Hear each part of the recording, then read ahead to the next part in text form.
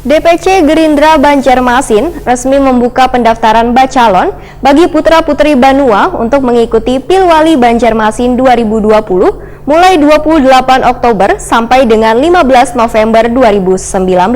Pendaftaran penjaringan bakal calon kepala daerah ini dilakukan secara serentak di masing-masing daerah.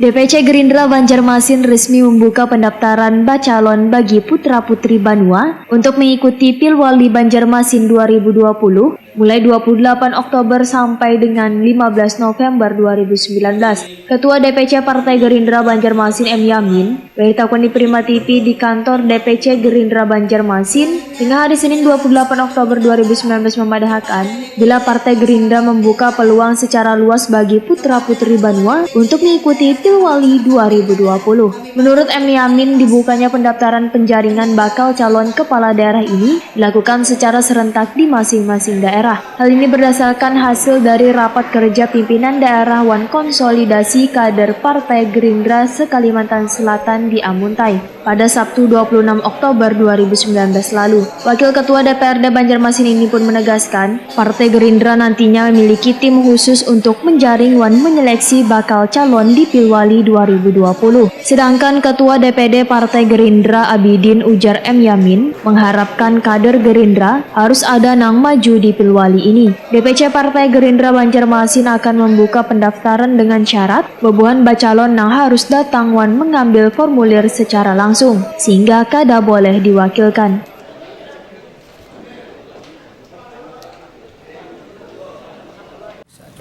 Koordinasikan atau diperpanjang lagi dengan DPD khususnya yang akan kita koordinasikan. Untuk dari calon internal ada mungkin dari Gerindra? Terkait kader ya memang berharap daripada ketua DPD sendiri itu mengharapkan kader Gerindra sendiri yang harus maju di Pilwali ini kan harapannya. Jadi untuk kader memang ada beberapa kader yang diinginkan oleh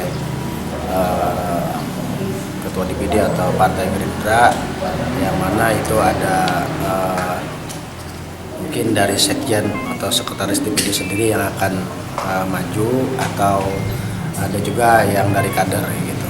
Nah, kita berharap, kami dari DPC sendiri berharap, baik DPD juga berharap memang harus kader Gerindra yang harus maju untuk bisa menarik atau menyerap aspirasi warga Banjarmasin untuk menjadi Banjarmasin yang lebih baik.